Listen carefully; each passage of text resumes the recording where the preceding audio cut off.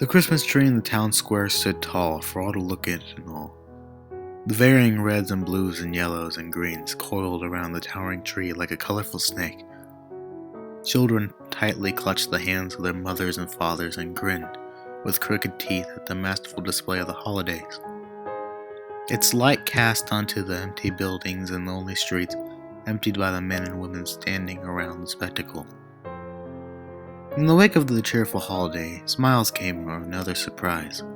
Snow began to fall from the sky, dressing the streets in a glowing blanket of sparkling white. Heavier than a flurry, yet not quite a storm. Children stuck their tongues out with flushed cheeks, giggling as the myriad of snowflakes melted on them. And for that moment, in the bitter cold, it seemed as though the world revolved around only that tree that stood tall in front of them. But there was, of course, the one and only family within that small town who had decidedly rejected the invitation to be around others. Alas, the woman was much more content sitting idly in her chair and waiting for information regarding her husband. She had told her child that he had been out working the last few days, trying her best to cover up the fact that he had in fact gone missing. Now, with 4 days gone by and nothing to show for it, all she could do was stare intently at the static on the television and neglect the wilting Christmas tree. The woman barely grasped the half bottle of vodka in her hand, and when she heard the pitter-patter of soft feet, she instinctively placed it in the shadows beside her. Her gaze fell upon the small boy that sprinted into the living room, waving a tiny turquoise blanket back and forth. "Mommy!" His shrill voice cut through the buzz it had acquired from the alcohol. She winced. "There's a man with a badge at the door. He said he wants to talk to you." Her daze was immediately broken as she sat upright in the chair, staring at him with a furious rage in her eyes. "You opened the door?" she scolded. The boy stared at her for a moment before looking down, only to be met with a backhand across the face. He stepped back, grabbing his reddened face, with tears brimming in his eyes. She stood up, exhaling sharply. "I told you to tell me first when someone knocks!" She sighed in exasperation, stumbling out of the living room and hugged the wall for balance as she moved to the front door, opening a crack. Deep in the background, she heard her Frosty, the snowman, playing in the boy's room. She shooed the child away, opening the door up enough for her face to be seen. The police officer stood in the snow, fingers in the loop of his belt, as he greeted her with a grin. She met his grin with a deep frown. "What are you doing here so late?" Her voice was slurred, causing the officer's expression to waver. "Your husband." His voice was deep, but as soft as his expression. "We've learned a bit more about where he might be." Her expression almost immediately changed. She stepped back, opening the door fully. The officer stepped in, raking his feet across the welcome carpet first as the plastic cold burst into the warm home. She closed the door quickly, shuddering from the bitter weather. Further down the lonely streets, there was movement in the dark shadows beside the buildings and broken lamp posts. A figure walked through the darkness as if it was their home. The hood over his head further veiled the lithe person's face from view of the naked eye.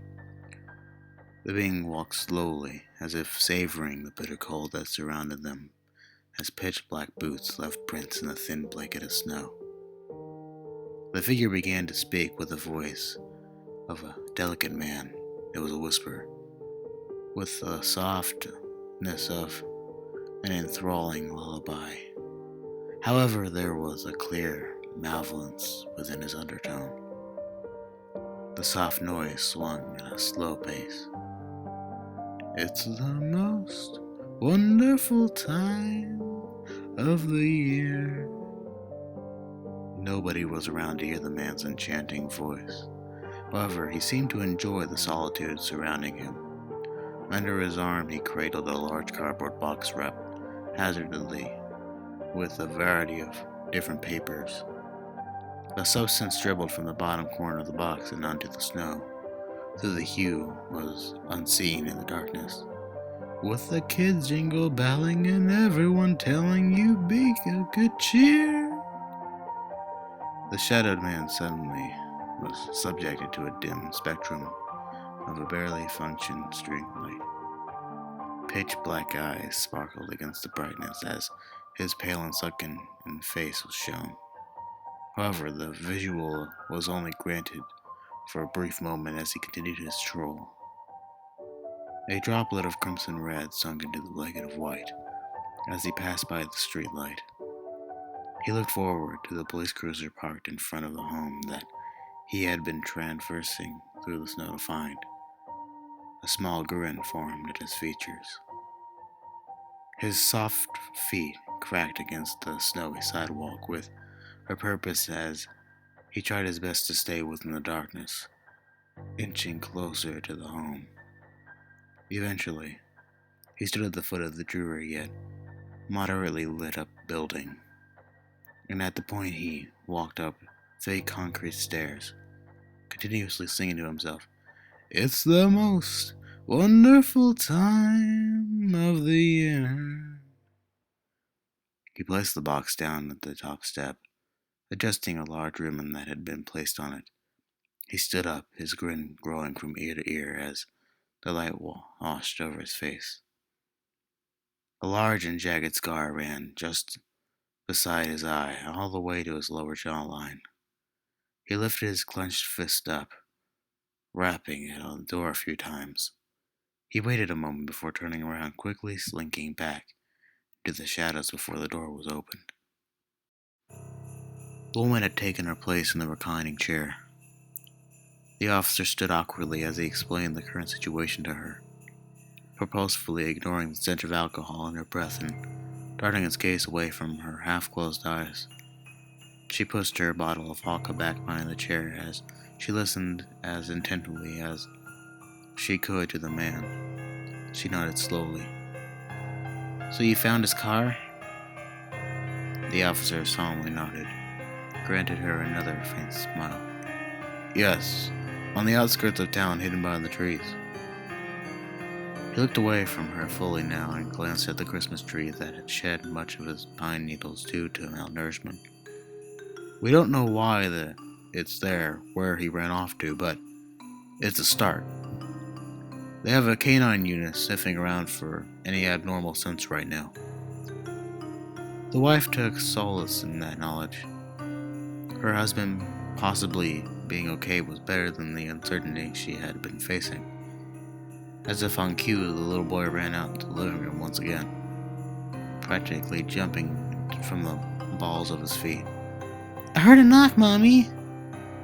She sat up with a sigh. "I didn't open the door this time, Mommy, I promise." She pushed past him, walking down the hallway with the police officer behind her. She opened the door only a crack at first, checking to see if anyone was actually there. She saw no person, but a large gift placed at her doorstep. With a raised eyebrow, she opened the door, glancing to various wrapping papers used to wrap around the outside of the box. The officer eyed the present closely before his expression changed. Great concern washed over him as he stepped in front of her with a nervous chuckle. "Let me open it first. Probably just some pranksters again." He stepped outside and took his box cutter, getting onto his knees as he drew in a deep breath. This wasn't the fault of any teenage pranksters. He had been in the force long enough to know exactly what this was. With great caution, he took the ribbon off and tossed it aside, pressing the blade into the wrapping paper and through the top of the box. He ran the knife across until he was able to open the top with ease. As he opened it, he drew back quickly, covering his mouth as he fought the urge to vomit. The present had been even worse than he imagined it to be. Curiously, the wife took a look inside, her expression distorting into shock as she let out a blood-curdling scream that echoed across the darkened sky. She hugged the wall as the little boy ran to the noise. "Mommy, what's wrong?" But she didn't respond, simply falling to her knees as she sobbed into her hands. The boy placed a small hand on her shoulder. "Mommy?" The child moved to take a glance at the contents of the present. However, the officer stood up quickly and covered the boy's eyes, drawing him back as he stared into the box in terror. Inside the box was a severed head, submerged to the chin in its own pool of blood. The man's hair had been matted with the substance, and his eyes were wide, almost alive with terror. His mouth hung open, and his face was riddled with cuts and bruises. A scar ran just from his right of his eye, all the way down across his cheek to his lower jawline. The top of his head was a Santa hat tainted with droplets of blood.